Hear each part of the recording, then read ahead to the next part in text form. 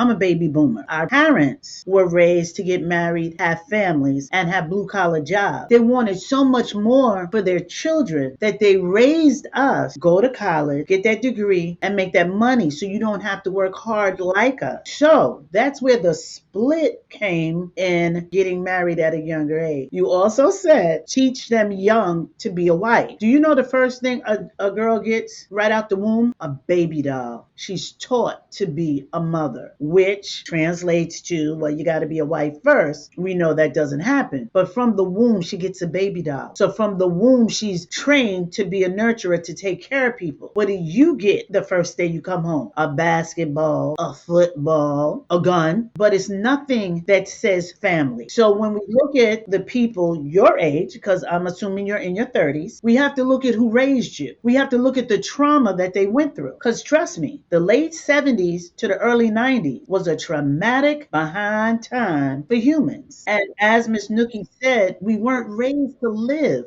unapologetically ourselves.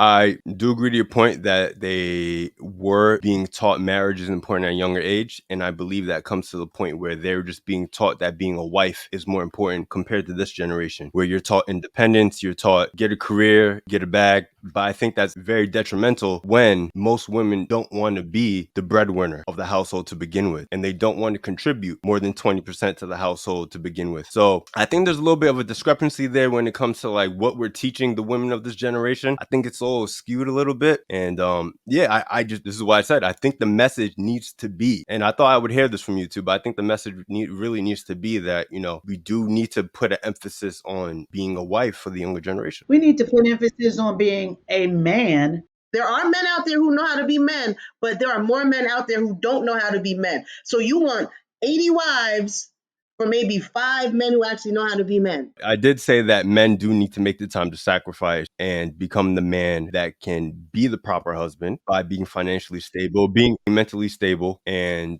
being emotionally stable as well, being that rock, that provider. That takes time to develop in men. I do think that a lot of men nowadays, especially in my generation, are rushing marriage. When I see men who are in their 20s rushing into relationships, I don't think it's doing us any good.